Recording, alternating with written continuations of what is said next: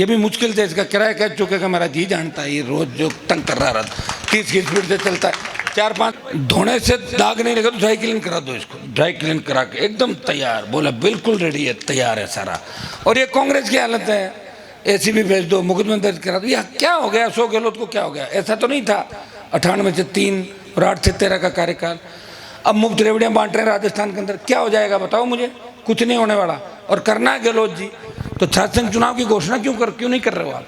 बच्चे जो आपका NSY का संगठन है, विद्यार्थी परिषद BJP का, बोल नहीं रहे एक भी नेता।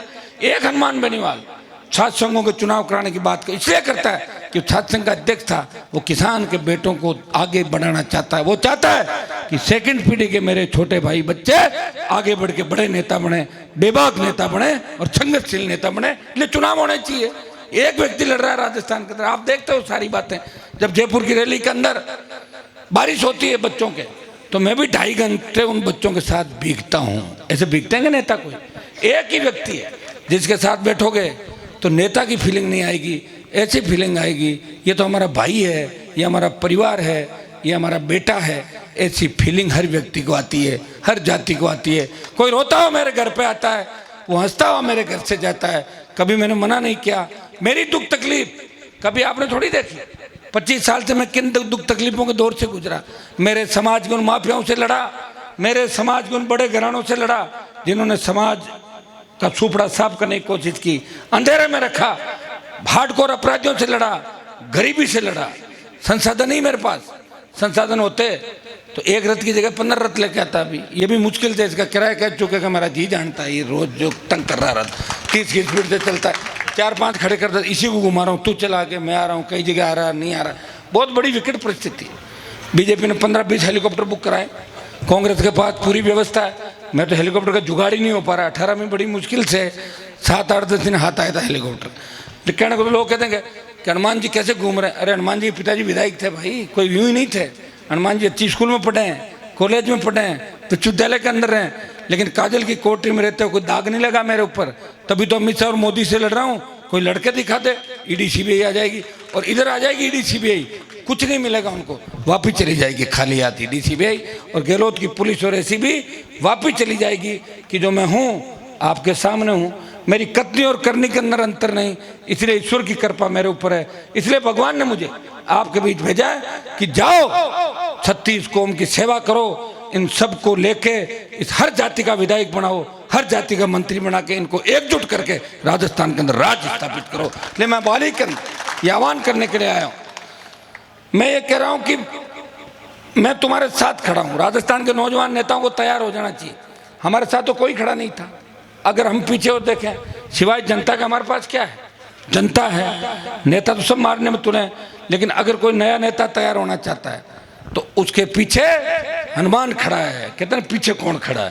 पीछे से आदमी आगे बढ़ता है। हमारे पीछे तो ईश्वर खड़ा है, या आप खड़े हो। फिर भी मैं लड़ रहा हूँ 25 साल से। इसलिए मैं आपको आह्वान करता हूँ कि बाली के अंदर इस बार बड़ा परिवर्तन करें, सोजत में परिवर्तन करें, जैतान में परिवर्तन करें, पाली में करें। देखिए हर जाति को जिले में सारी टिकटें नहीं मिलती। कहीं रेबारी लड़ेगा मारवाड़ में, कहीं राजपुरोहित लड़ेगा मारवाड़ में, कहीं जड़वा लड़ेगा, कहीं पटेल लड़ेगा, कहीं सिरवी लड़ेगा, कहीं मेघवाल लड़ेगा, कहीं मीणा लड़ेगा, कहीं मुस्लिम लड़ेगा। RLP परिवार है। परिवार में ऐसा नहीं कि सारी सारी सीटें एक ही जाति को दे दो, संभव ही नहीं है। या तो एक जाति के 1 लाख वोट हो तो मैं दे दूं, अभी दे दूं टिकट। 1 लाख तो है नहीं।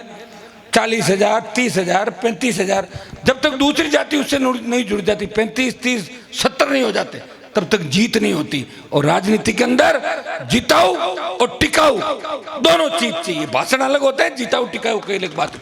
मैं आपको आश्वस्त करना चाहता हूं कि पाली, जालोर या मेरे समाज के तो जो भी वोट है उनको वोट देना है। खाली वो तो देने के लिए तैयार है। जैसे चिन्ह आया डाल दिया।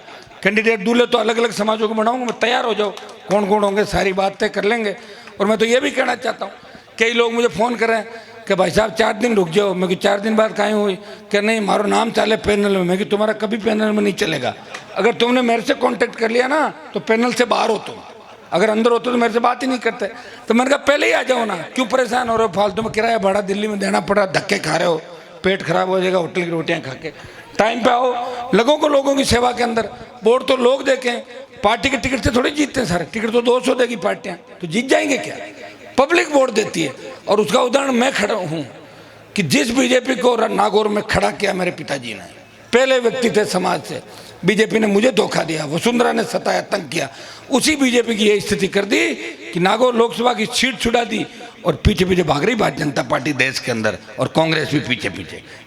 एनडीए INDA है, दोनों का मेंबर नहीं हूं, लड़ रहा हूं कि नए लोगों को तैयार करके राजस्थान की सत्ता पे कब्जा करेंगे। इस हौसले और हिम्मत के साथ आपका भाई लड़ रहा है, उसे आशीर्वाद देना। इतना ही विश्वास दिलाता हूं कि सर्व समाज को साथ लेकर बेमुक्त अपराध मुक्त राजस्थान बनाएंगे। बाली के अंदर मजा ले, कोई थाने तहसील में जाओ, RLP का विधायक को और थानेदार तहसीलदार ये कह देगा आप जाओ, वो कहेगा कि चाय पियोगे या कोल्ड ड्रिंक मंगाऊं आपके लिए, बिराजो। ये तो मैं ही कर सकता हूँ राजस्थान के अंदर। बाकी तो आप देख रहे हो सारा राज कैसे चल रहा है, पाली का भी देखा, जालौर का भी देखा, सारा सिस्टम आप देख रहे हो। तो भाइयों, इससे अगर कोई मुक्त करेगा, कोई लोक देवता आपके बीच नहीं आएगा। हमारी लोगों को संगठित होकर, जिस तरह भारत जब गुलाम था अंग्रेजों का, तब नारा लगा था देश के अंदर कि हिंदुस्तानियों एक हो जाओ, अंग्रेज भारत छोड़ो आंदोलन चला। तब ये नारा लगा कि अंग्रेजों को भगाना है, भारत को बचाना है, सारी जातियों को। और मेरे साथ जवानों की फौज है, हर क्रांति का नायक जवान है। तांत्या टोपे मंगल पांडे से लेकर भगत सिंह तक क्रांतिकारी जो वे, वो जवान थे, बच्चे थे, नौजवान थे, वो सबसे बड़ी ताकत है। और पहली बार 80 से 85 लाख वोट जुड़ा राजस्थान के अंदर, तो पहला वोट करेगा राजस्थान के अंदर। भाइयों, आप ये नारा लगाओ कि कांग्रेस को भगाना है, भाजपा को भगाना है और राजस्थान को बचाना है, RLP को लाना है, अपने आप सारी सिस्टम ठीक हो जाएगा। मैं आपको विश्वास दिलाता हूं कि आपको लगेगा कि असली किसानों जवानों का राज आ गया। कर्जे के बोझ के तले कोई किसान आत्महत्या नहीं करेगा। किसी घरेलू उपभोक्ताओं को इसलिए तंग नहीं करना होगा कि बिजली वाले आगे झूठी सीट भर गए। ये सीट का सिस्टम ही खत्म कर दूंगा पूरा। बिजली थाने उठा के ले जाओ अपने, कोई बिजली थानों की आवश्यकता नहीं। राजस्थान इतना ज़्यादा पैदावार होती है बिजली की, उत्पादन बिजली का इतना ज़्यादा हमारा हो रहा है, विंड एनर्जी, सोलर एनर्जी, तो हम तो बिजली निर्यात कर रहे हैं। जब बिजली निर्यात कर रहे हैं तो बिजली के पैसे किस बात के ले रहे हो राजस्थान के किसानों से?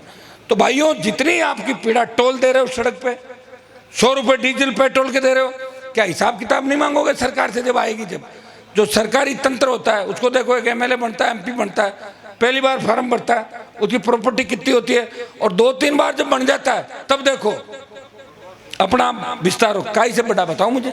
तनख्वाह से तो नहीं बढ़ सकता। तनख्वाह तो MP की हमें मिलते हैं, टोटल तनख्वाह समेत 1,90,000 MP को, पूरा पैसा तनख्वाह समेत 1,90 मिलता है। क्या 1,90 में सारा हो जाता है क्या सिस्टम? बताओ। 1,90 का तो आप रोज घूमोगे तो कितना कुछ होगा। सारे लोग व्यापार करते हैं, नेता, और कई लोगों को मैं पूछता हूँ बड़े पैसे वाले, वो कह रहे राजनीति में आना चाहते हैं। अभी क्रेज सिर्फ राजनीति का है, फिल्मों से ज्यादा क्रेज राजनेताओं का हो गया। फिल्म स्टार भी क्या कहते हैं कि हम तो लोकसभा में आना चाहते हैं।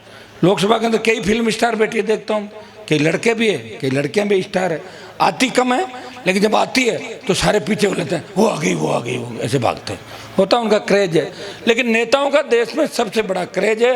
और लोग राजनीति में इसलिए आते हैं कि हमारा बिजनेस को सेफ रखें, बिजनेस को बढ़ाएं, और हमें जेल में कोई नहीं डालते, इसलिए रखवाली करेंगे पॉलिटिक्स में आके। लोगों ने व्यापार का एक रास्ता चुन लिया और व्यापार करने की जगह राजनीति को बना ली।